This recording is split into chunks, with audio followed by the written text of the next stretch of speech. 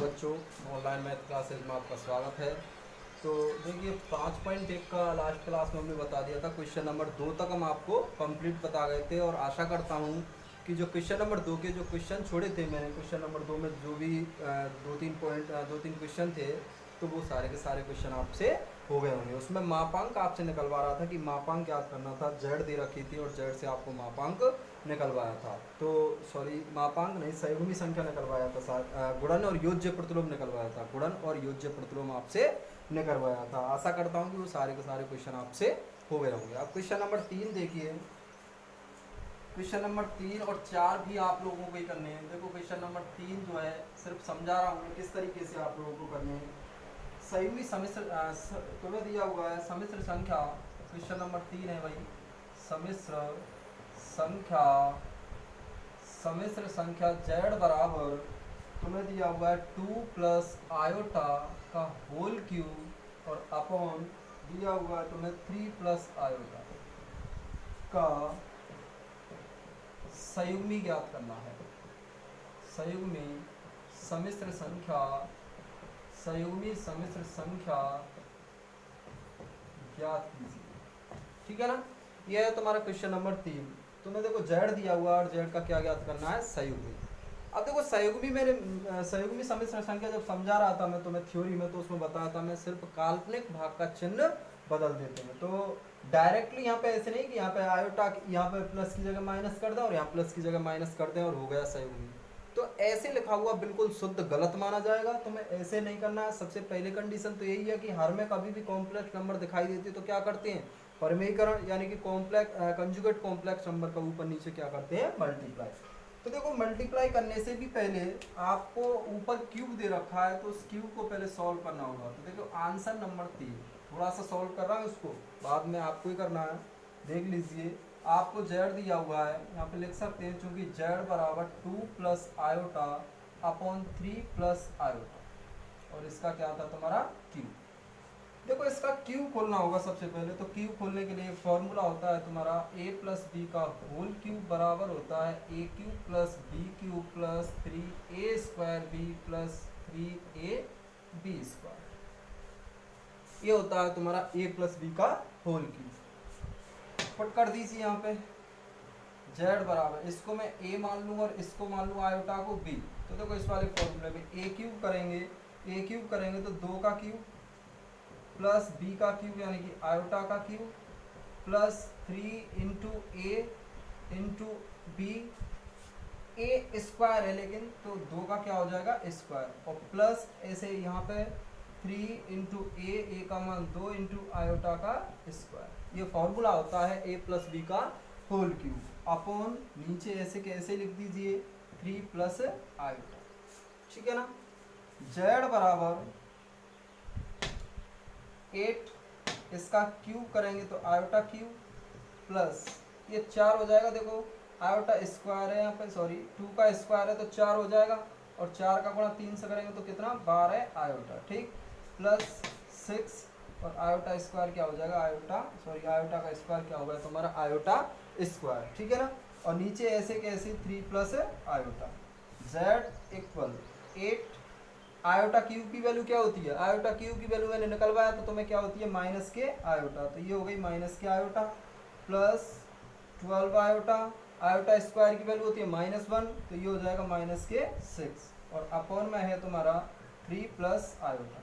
देखो ये 8 तो है तुम्हारे पॉजिटिव और 6 है तुम्हारे नेगेटिव, जब इन दोनों को ऐड करेंगे तो z बराबर प्लस के बचेंगे 2, क्योंकि 8 में से 6 घट जाएंगे, क्या बचेगा 2।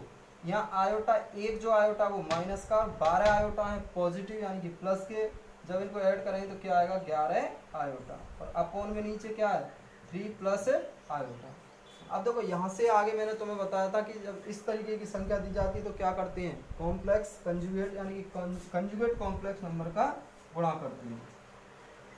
देखिए भाई कॉम्प्लेक्स कंजुगेट का गुणा करेंगे तो z बराबर यहाँ पे दिया हुआ है तुम्हें 2 प्लस 11 आयोटा अपॉन यह है तुम्हारा 3 प्लस आयोटा।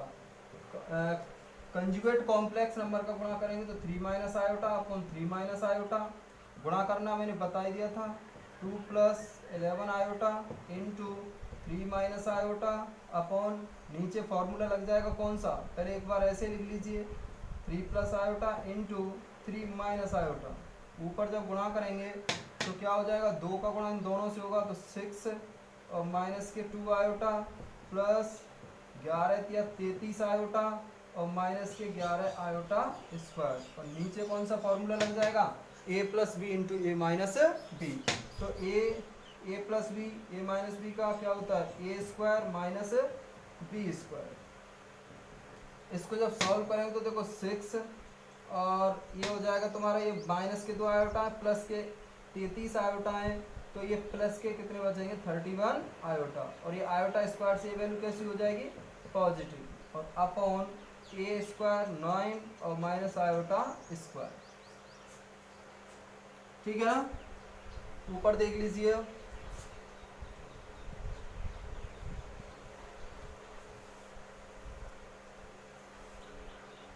देखिए भाई, ये हो गया तुम्हारा, किसकी वैल्यू निकल रही थी अभी, तो जेड को ही सॉल्व कर रहे हैं हम लोग, जेड को ही सॉल्व कर रहे हैं, तो जेड बराबर ये हो जाएगा देखो 6 और 11 ऐड करेंगे तो कितने हो जाएंगे 17 प्लस 31 आयोटा, और अपॉन नीचे 9 और इस आयोटा स्क्वायर से चिन्ह कैसा हो जाएगा प्लस, और आयोटा स्क्वायर यानी कि 1, तो फाइनली ये आ गया तुम्हारा 17 प्लस 31 आयोटा अपॉन 10।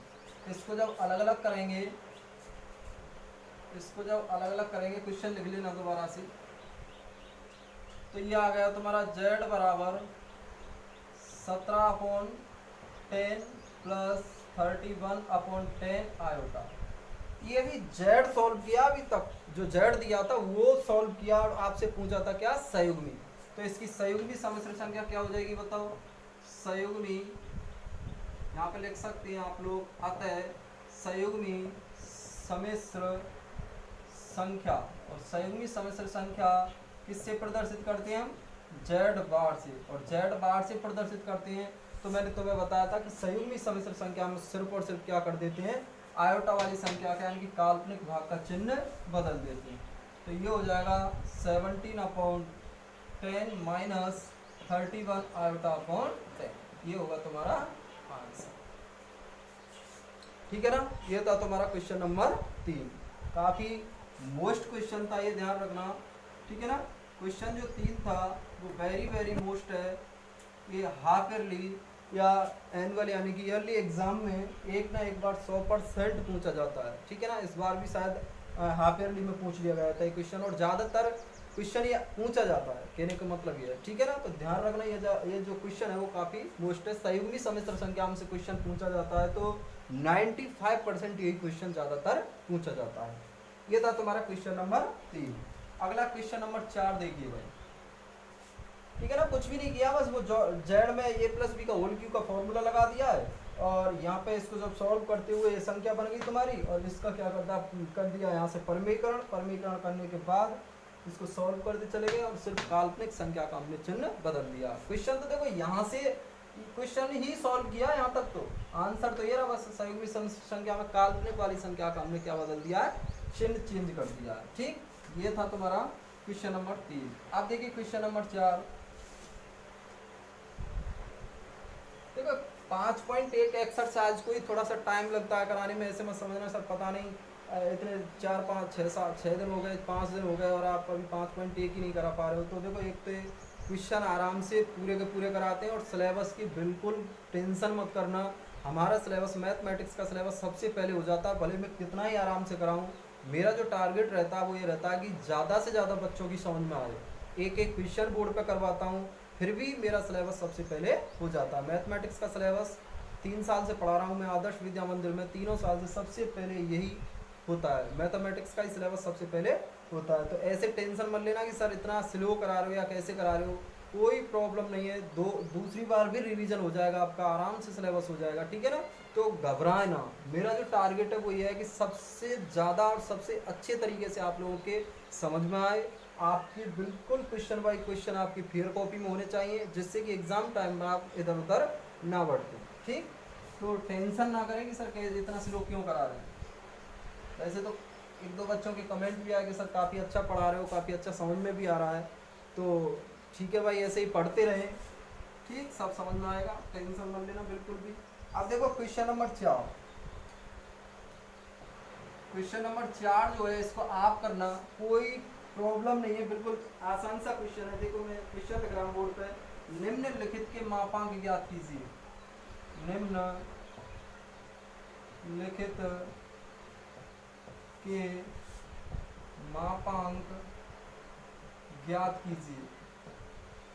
अब देखो ये छोटे मोटे क्वेश्चन है, इनको आप आसानी से कर सकते हो, मापांक नहीं निकाल सकते हो। मापांक मैंने आसानी से समझाया था कि जो भी जेड दे रखी होती है उसका अंडर रूट में रियल पार्ट का स्क्वायर प्लस इमेजिनरी पार्ट का स्क्वायर, और इसको किससे प्रदर्शित करते हैं, मापांक को जेड से।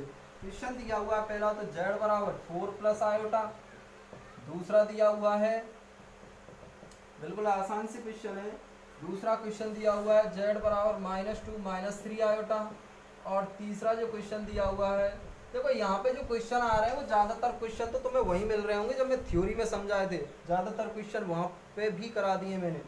क्वेश्चन 3 है तुम्हारा जेड बराबर 1/3 -2 आएगा।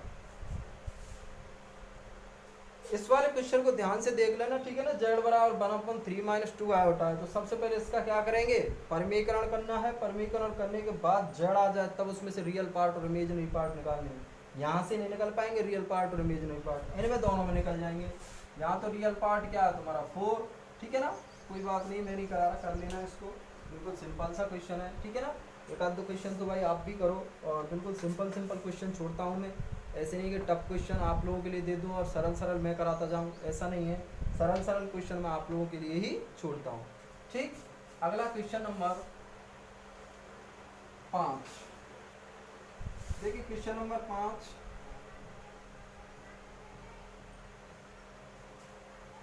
Question number 5 very most important है भाई, बहुत ही अच्छा क्वेश्चन है। आपको दिया हुआ है यदि a² + b² बराबर 1, इस तरीके का क्वेश्चन एक करोड़ लिया हमने, तो 1 + b + iota a upon 1 + b - iota a का मान ज्ञात कीजिए, का मान ज्ञात कीजिए,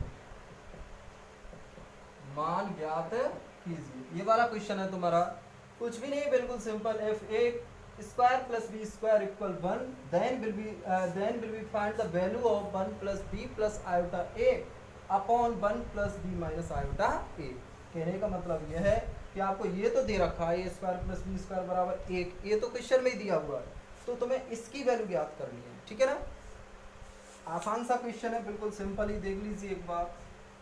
आंसर नंबर 5, जो क्वेश्चन आपसे नहीं होते उनको क्वेश्चनों को उन सारे के सारे क्वेश्चनों को मैं खुद कराता हूँ, क्योंकि मुझे मालूम है कि कौन सा क्वेश्चन स्टूडेंट से नहीं होगा, कौन से हो जाएगा, ठीक है। ये वाला नहीं होगा तो इसको देखिए, क्योंकि आपको दिया है, ये भी मत लिखें, ये लिख दीजिए, चूंकि a² + b² बराबर 1, इसको समीकरण नंबर 1 डाल दीजिए भले, तब आपको जो वैल्यू ज्ञात करनी है 1 + b + iota a upon 1 + b - iota a, इसकी वैल्यू तुम्हें ज्ञात करनी है। देखो दो तरीके से कर सकते हैं करने को, तो इस क्वेश्चन को इसका गुणा कर लीजिए, यानी कि संयुग्मी सम्मिश्र संख्या से गुणा करके भी कर सकते हैं, ठीक है ना। संयुग्मी सम्मिश्र संख्या से गुणा करेंगे तो किसका हो जाएगा संयुग्मी सम्मिश्र संख्या, ये तो इसका रियल पार्ट हो गया और ये हो गया इसका इमेजिनरी पार्ट, तो ऊपर नीचे किसका गुणा करेंगे 1 + b + आयोटा a का ऊपर नीचे गुणा कर दोगे। तो देखो इस तरीके से ना करें, थोड़ा सा लेंदी हो जाएगा क्वेश्चन, इस तरीके से ना करके इस क्वेश्चन को ऐसे करिए। ये था तुम्हारा 1 + b - आयोटा a। मुझे एक बात बताइए यहाँ से, यदि मैं इसको z मान लूं, z की वैल्यू तो है x + आयोटा y, अब यहाँ पे b + आयोटा ये दे रखा, तो उससे कोई फिक्स नहीं होता है वो कि z बराबर x + आयोटा y होता है, ये तो एक सिंबल होते हैं। आप ऐसे ही मान सकते हैं z बराबर a + आयोटा b, आप ऐसे ही मान सकते हैं p + आयोटा q, कुछ भी मान लीजिए, कोई प्रॉब्लम नहीं है, but X plus iota Y के रूप में होनी चाहिए। तो बी प्लस आयोटा ए के क्या मान लो इसको मैं जेड। तो देखिए यहाँ पे मान लें, माना इसकी वैल्यू तुम्हें ज्ञात करनी है, ठीक है ना। जो क्वेश्चन आंसर है वो यहाँ से शुरू करें, आंसर नंबर 5। मान लीजिए हमने कि जो जेड बराबर है वो मान लिया हमने बी प्लस आयोटा ए।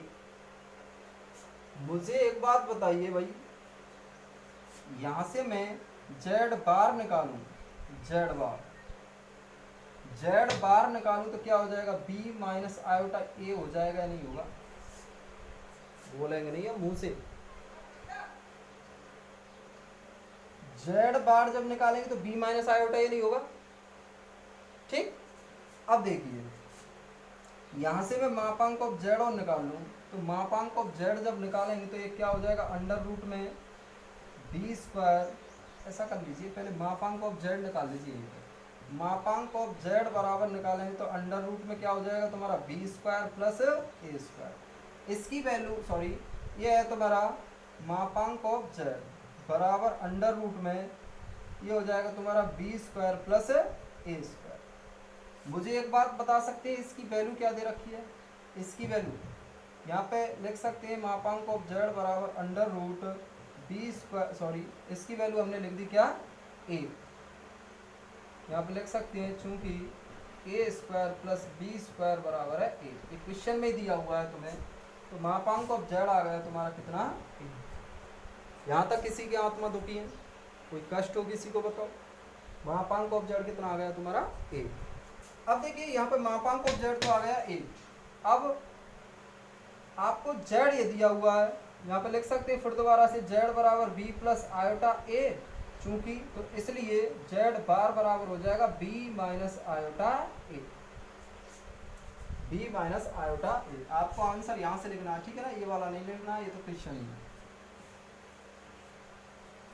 अतः अब तुमको किसकी वैल्यू निकालनी है, तुमको वैल्यू निकालनी है 1 प्लस बी आयोटा ए और upon 1 minus B minus iota A, इसकी वैल्यू निकालनी थी। तो देखो आप ये कहीं सर ऐसे नहीं कर रहे हैं, हम तो परमीकरण करके करेंगे, तो उससे भी कर लो, उससे भी आसानी से आ जाएगा, लेकिन थोड़ा सा गुणा भाग उसमें कॉम्प्लिकेटेड हो जाएंगे। इस तरीके से करें तो ऐसे कर लेना, तो ये हो जाएगा। देखिए 1 प्लस इस वाले को हमने क्या माना था, जेड अपॉन ये हो जाएगा तुम्हारा 1 प्लस इसकी जो वैल्यू आई थी वो क्या थी तुम्हारी, जेड बार। देखो जेड बार, ठीक है ना। अब एक फॉर्मूला हमने फिर पढ़ा था, चूंकि जेड इंटू जेड बार बराबर होता है मापांक ऑफ जेड स्क्वायर, ये और पढ़ा था हमने, जेड इंटू जेड बार बराबर क्या होता है, मापांक ऑफ जेड स्क्वायर। तो जेड बार की वैल्यू यहाँ से निकालें तो मापांक ऑफ जेड का होल स्क्वायर अपॉन जेड। ये प्रॉपर्टी मैंने लिखा दी होगी, देख लेना, मापांक वाले टॉपिक में प्रॉपर्टी लिखाई होगी, जेड इंटू जेड बार बराबर है। तो ये हो जाएगा तुम्हारा 1 plus Z upon 1 plus Z bar की वैल्यू चिपका दीजिए, मापांक of Z upon Z, 1 plus Z, नीचे से एलसीएम ले लूँ मैं जेड, तो देखो जेड, अरे एलसीएम सॉल्व करना तो जानते हैं, एलसीएम लेंगे इसके बटे में एक करके ऐसे, तो जेड एलसीएम आ जाएगा, तो इसका गुणा इससे और ये हो जाएगा प्लस मापांक ऑफ जेड स्क्वायर, और जो एलसीएम था वो एलसीएम कहाँ पहुँच जाएगा, ऊपर, ठीक है ना। जो एलसीएम लिया था, एलसीएम लेना जानते या नहीं जानते, 10th क्लास में सॉल्व किए होंगे, ठीक है ना। एलसीएम लेंगे तो एक इसका गुणा इससे होगा, इधर देख लीजिए भले ही, छोड़ो जानते होंगे एलसीएम हल करना, तो इसका गुणा इससे, ठीक है ना, और ये वाला ऐसे कैसे आ जाएगा, और जो एलसीएम आता अपॉन में जेड वो कहाँ पहुँच जाएगा, ऊपर। अरे यार देख ही लो, आपसे ऐसे कहते हैं 1 प्लस 1 अपॉन या फिर ऐसे ए अपॉन बी, आपसे कहते हैं इसको सॉल्व कीजिए, तो आप लोग देखो 10th क्लास में कैसे करते थे, इसके बटे में भी एक मान के एलसीएम ले लेते थे बी, ठीक। अब एक का भाग बी में देंगे तो बी बार, और बी का गुणा एक से करेंगे तो ये तो बी आ गया, प्लस बी का भाग बी में देंगे तो एक बार, और एक का गुणा ए से करेंगे तो ए, तो फाइनली क्या आ जाएगा, बी प्लस ए और अपॉन बी। ऐसे ही यहाँ पे आया है, देखो यहाँ तो आ जाएगा जेड प्लस मापांक ऑफ जेड का स्क्वायर, और अपॉन में जो जेड आता है अपॉन में, वो अपॉन का जेड कहाँ पहुँच गया, ऊपर, ठीक है ना।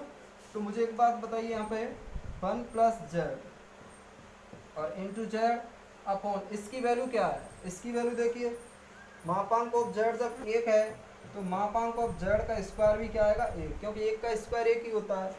या फिर ऐसा कर दीजिए, इसकी वैल्यू रख दीजिए मापांक ऑफ जेड की 1, तो ये तो हो जाएगा जेड और प्लस ये हो जाएगा 1। मुझे एक बात बताइए, इससे इसको कैंसिल कर सकते नहीं कर सकते? फाइनली क्या आ गया जेड, और जेड किसको माना था हमने?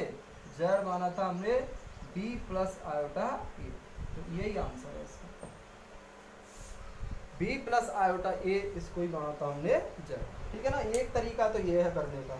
और कोई एक है कि सर ऐसे नहीं कर रहे हैं, ऐसे नहीं करें तो फिर परमीकरण से भी कर सकते हो, कोई प्रॉब्लम नहीं है, परमीकरण से भी आ जाएगा आंसर। और परमीकरण परमीकरण नहीं किए तो इस तरीके से कर सकते हैं, लेकिन इस वक्त थोड़ा बहुत दिमाग की ज़रूरत पड़ेगी।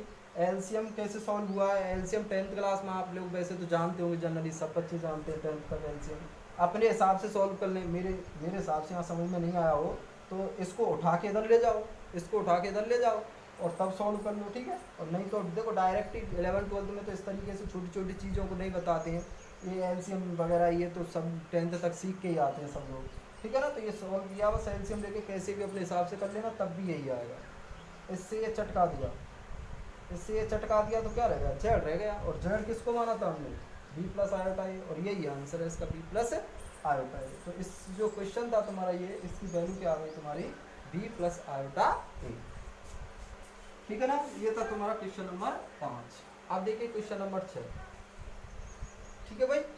अगला देखिए तुम्हारा क्वेश्चन नंबर 6।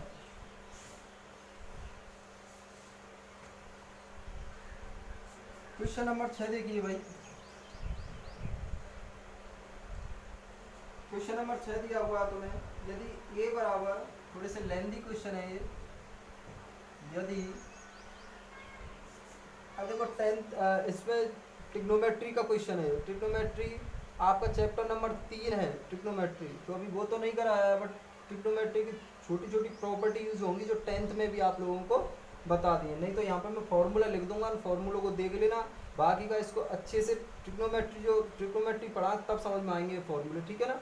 ट्रिग्नोमेट्री का यानी कि त्रिकोणमिति का क्वेश्चन है, तो फिर भी देख लीजिए। आपको दिया हुआ ए बराबर cos theta plus iota sine theta, cos theta plus iota sine theta, cos theta plus iota sine theta, ऐसा कर लीजिए। इस वाले क्वेश्चन को फिर आप लोग त्रिकोणमिति करने के बाद ही कर लेना, त्रिकोणमिति में ये त्रिकोणमिति के फॉर्मूले हैं, ठीक है, वहाँ पे यूज होगा, नहीं तो फिर कर लीजिए। चलो यहीं पे ए बराबर ये दिया हुआ है तुम्हें, और आपसे कहा है कि तथा ए बराबर ये दिया हुआ है, तब आपसे वैल्यू पूछिए 1 प्लस ए अपॉन 1 माइनस ए, इसका मान पूछा है आपसे, ठीक है ना। 1 प्लस ए अपॉन 1 माइनस ए, इसकी वैल्यू आप लोगों से पूछी है। देखिए बस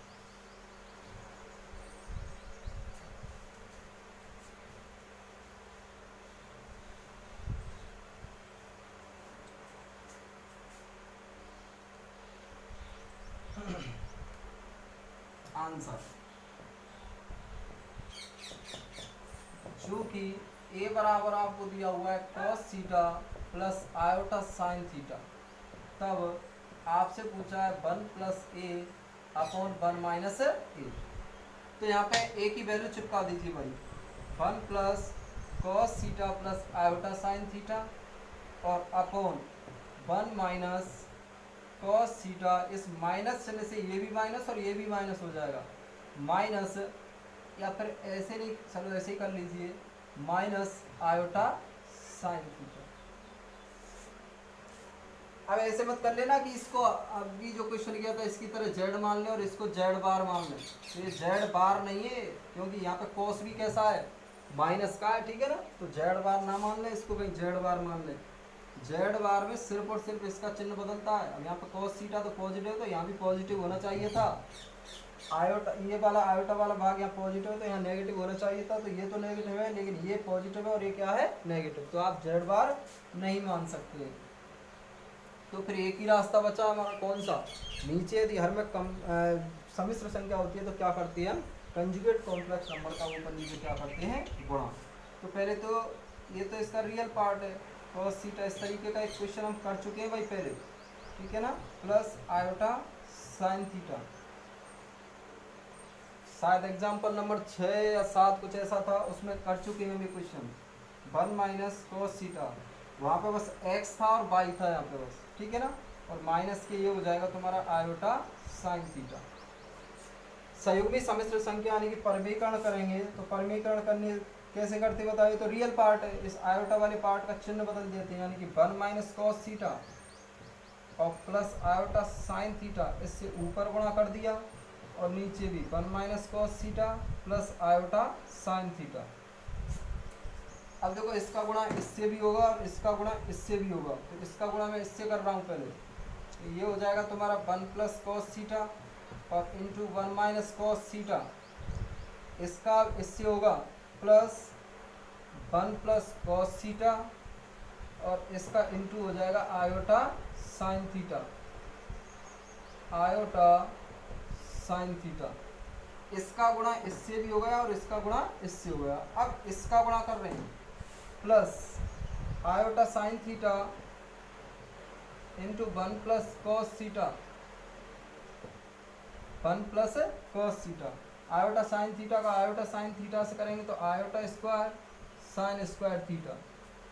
नीचे तो फॉर्मूला लग गया कौन सा, ए plus B into A minus B, तो A plus B A minus B क्या हो जाएगा 1 माइनस कॉस थीटा, यानी कि ए का होल स्क्वायर और माइनस बी का होल स्क्वायर, ये हो गया तुम्हारा ए स्क्वायर माइनस बी स्क्वायर।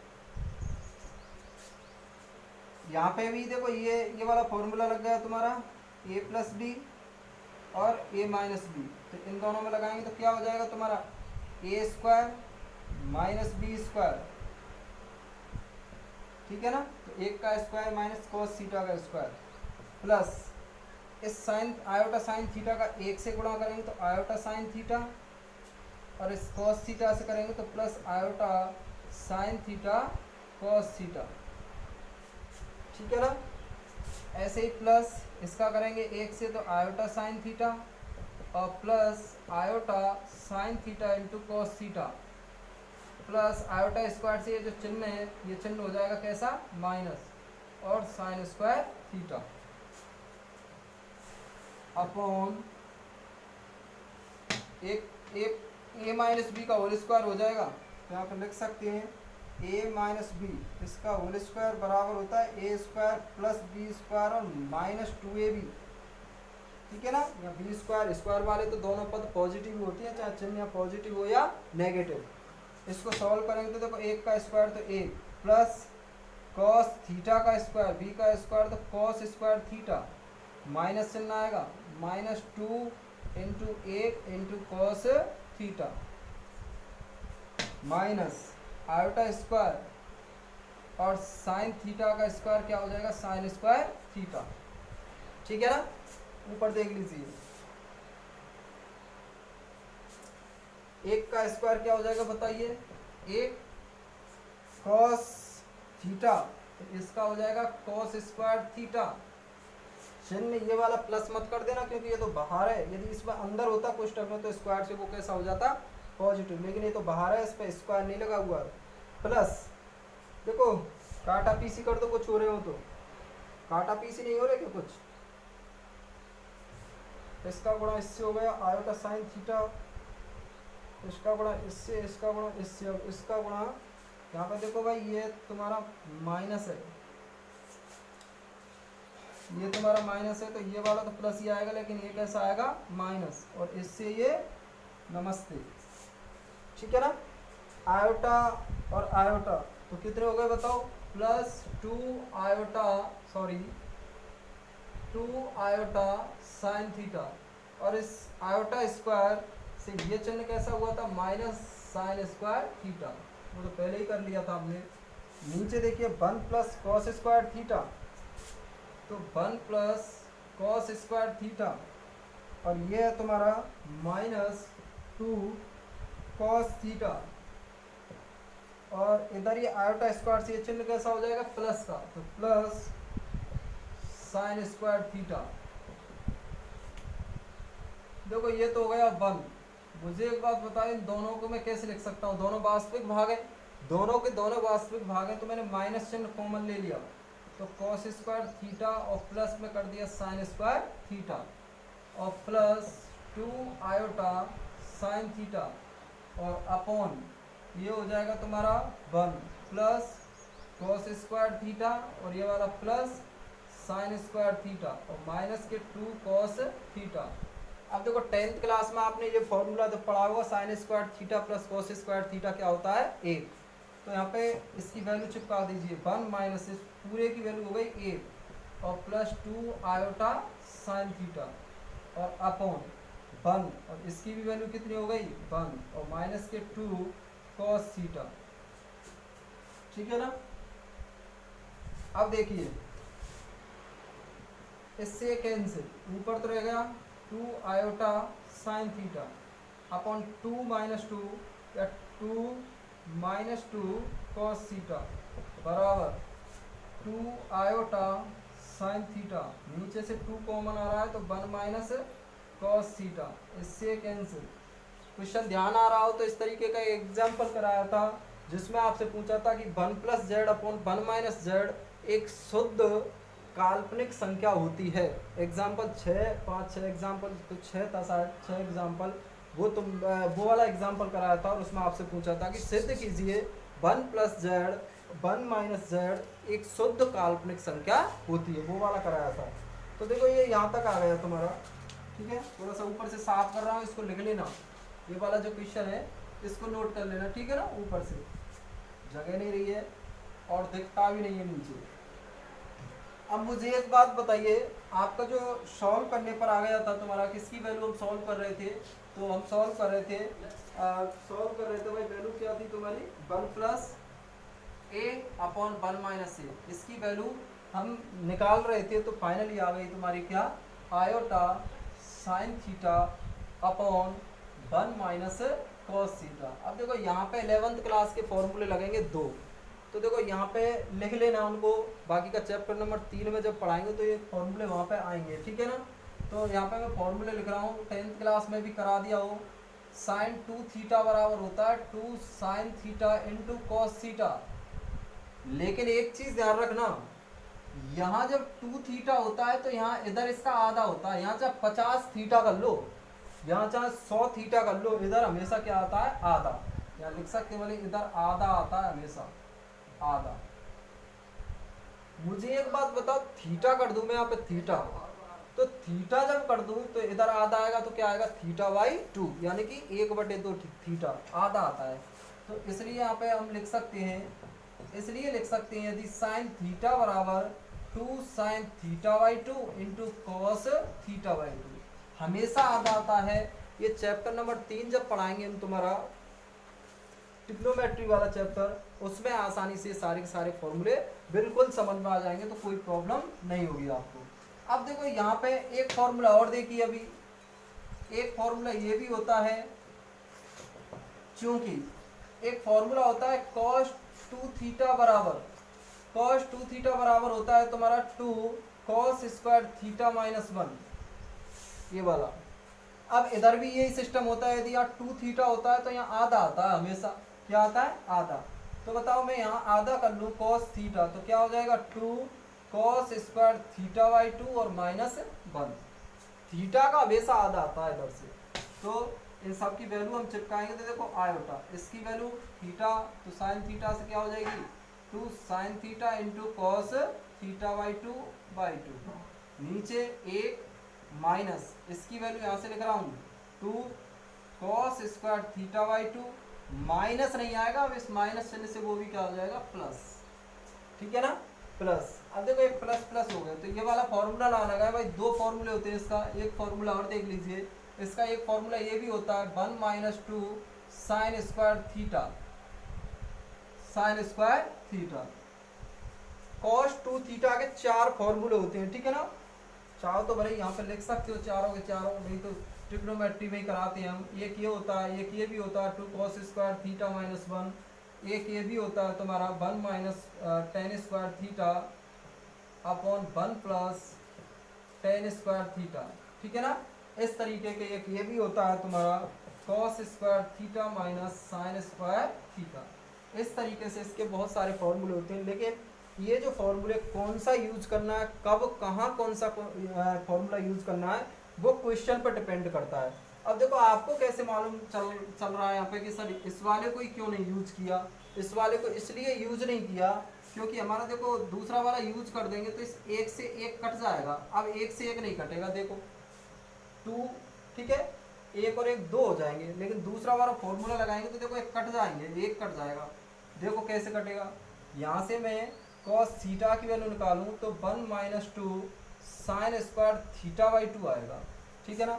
अब देखो इस वाली वैल्यू को चिपकाओ, एक से एक कट जाएगा, देखो 1 - 1 और ये माइनस चिन्ह क्या हो जाएगा, इससे plus 2 sin square theta by 2, इस एक से एक कैंसिल हो गया और ये हो जाएगा ऊपर तो 2 iota sin theta by 2 cos theta by 2 और नीचे क्या हो गया तुम्हारा 2 sin स्क्वायर थीटा बाई 2, तो 2 से 2 कैंसिल और देखो नीचे तो इस 2 है साइन और ऊपर 1 है तो एक साइन से एक साइन कैंसिल, ठीक है ना। तो क्या रह गया बताओ, थोड़ा सा लेंदी सवाल है भाई ये, अच्छा भी है।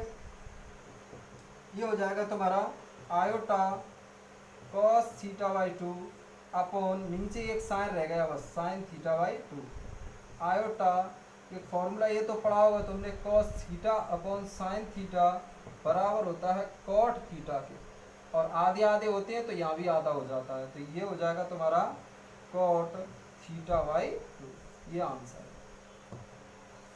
काफ़ी अच्छा था, काफ़ी लेंदी भी क्वेश्चन है, ठीक है ना। तो ये तुम्हारा है कौन सा क्वेश्चन नंबर 6, काफ़ी मोस्ट क्वेश्चन था और ज़्यादातर पूछा भी जाता है, ठीक है ना। इसकी वैल्यू तुम्हें इस तरीके से फाइंड आउट करनी है। थोड़ी सी प्रॉब्लम यहाँ पे आ रही होगी तो ये जब चैप्टर नंबर 3 कराएंगे तब आसानी से समझ लेना। समझने को तो वैसे कुछ भी नहीं, यही वहाँ समझाएंगे, वो यही समझ लो फिर। 2 थीटा ये तो फॉर्मूला होता है, ये साइन 2 थीटा का एक फॉर्मूला ये होता है, एक और होता है 2 tan theta upon 1 plus tan square theta, वो सारे फॉर्मूले तो वही लगाएंगे। तो साइन 2 थीटा बराबर 2 साइन थीटा cos थीटा, लेकिन ये थीटा का आधा होता है इधर हमेशा, या 50 थीटा लेंगे तो इधर 25 आएंगे, 100 थीटा लेंगे तो 50 आएंगे, थीटा लेंगे तो थीटा बाई 2 आधा आधा आएगा। ऐसे इसके ये होते हैं, तो ये वाले फॉर्मूले हमने यहाँ पे यूज किए और आंसर आ गया आयोटा कोट थीटा बाई 2, ठीक है। ये था तुम्हारा एग्जाम्पल क्वेश्चन नंबर 6। अगला क्वेश्चन नंबर 7 लिख रहा हूँ मैं भाई, क्वेश्चन नंबर 7 आप लोग कर लेना।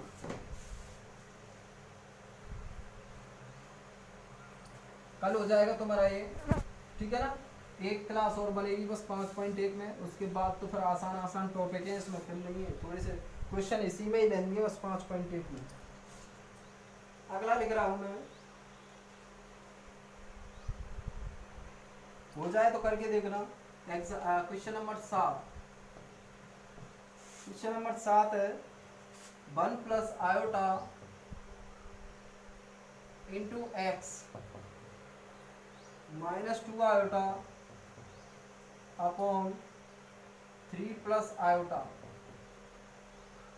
Plus 2 minus 3 iota into y plus iota upon 3 minus iota बराबर आयोटा।